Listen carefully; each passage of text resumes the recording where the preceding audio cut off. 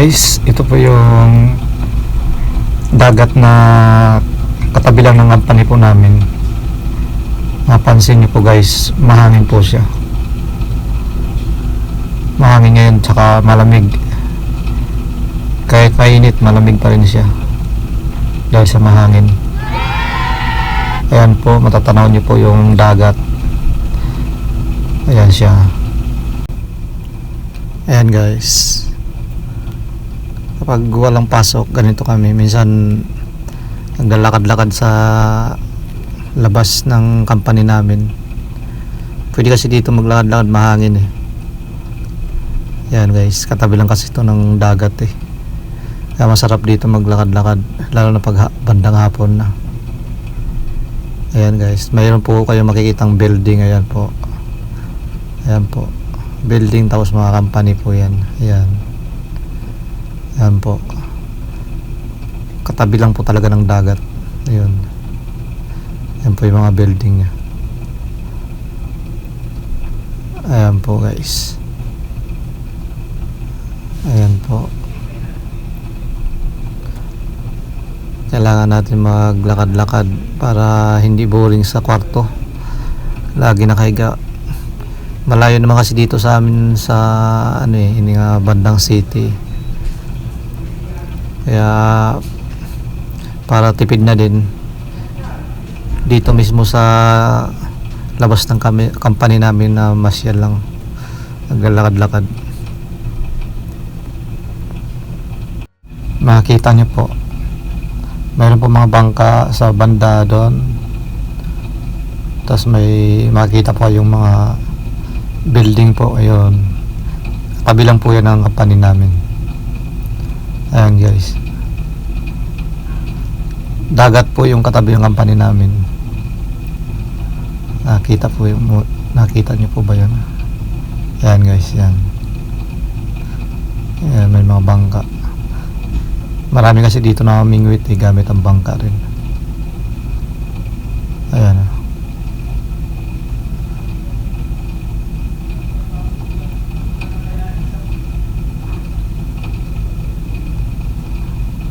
Ayan, naglakad kami kasama yung kasamahan ko sa work.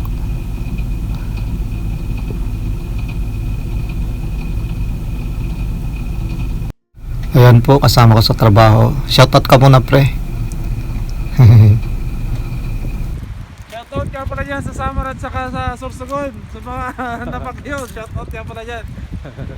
Ingat kayo dyan palagi, may parating na bagyo. Mag-iingat daw po kayo dyan sa bandang Samar.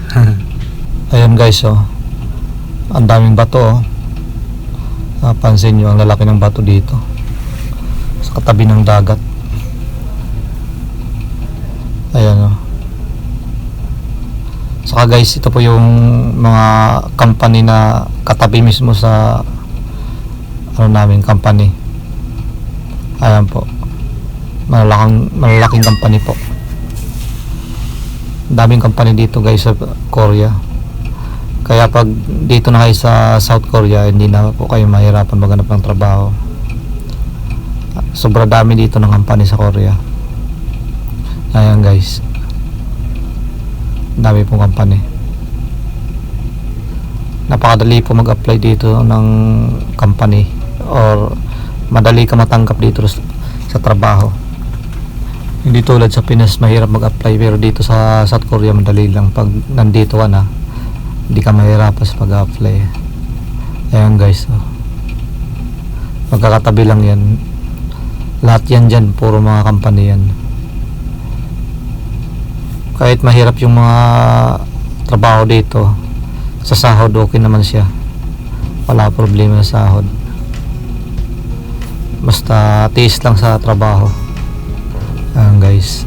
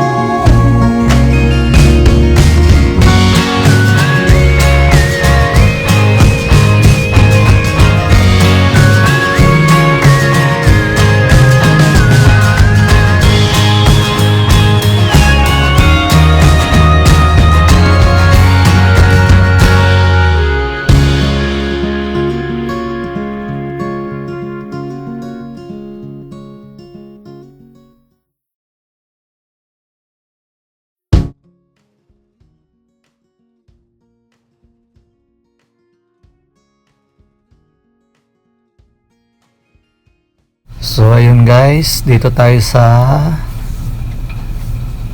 Hanjinhang. Dito lang din po yan sa malapit sa company po namin.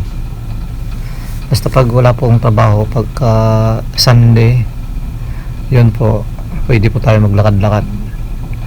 Malapit lang naman yan dito sa company namin eh. Ayan po siya, tatawid na po tayo guys. Antay lang natin kasi may sakyan. Ayan, may parating na sakyan. Maya tatawid tayo guys. Ayan po, pinadaan lang natin sa sakyan, tatawid tayo, pupunta tayo doon sa park. Ayan po.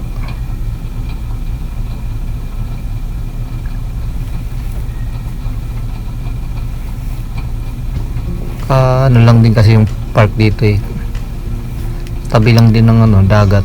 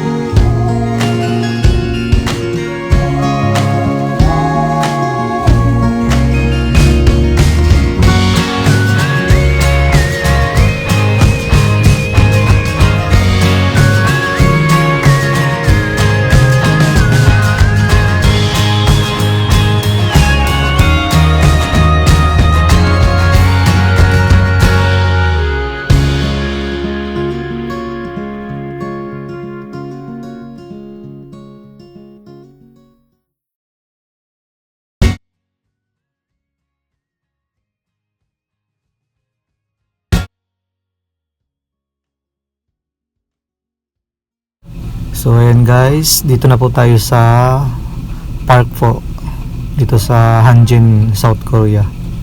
Ayan po, ang dami po puno dito, daming naglaglagan na dahon. Malapit na kasi winter dito eh, kaya yan, naglaglagan na. Ayan po, daming dahon naglaglagan.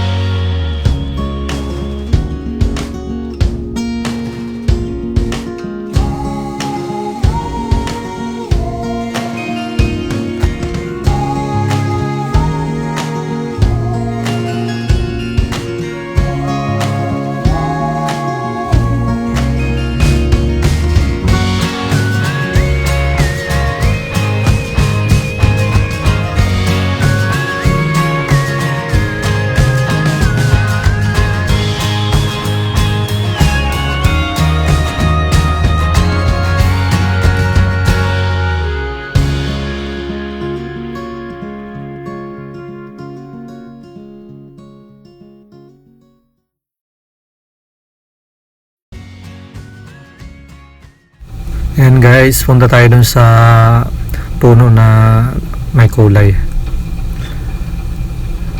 Ayan, nag-iba yung kulay ng dahon niya. Ayan po, nakakita nyo po, malapit na tayo dyan.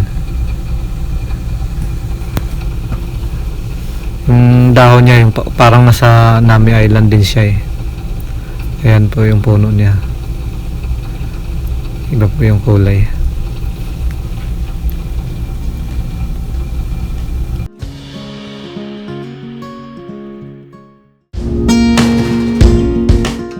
Ayan po, dito na po tayo sa puno na iba po yung kulay niya. Ayan po, makikita niyo po guys.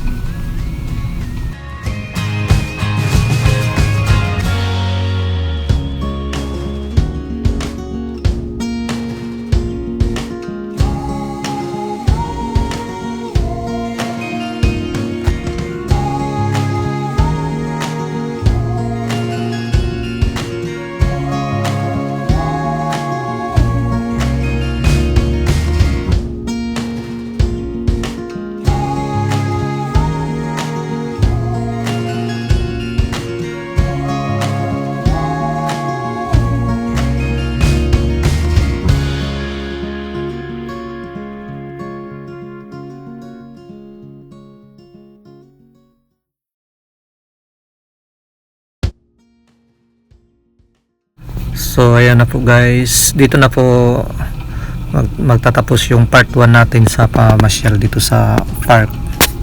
Maraming salamat po guys.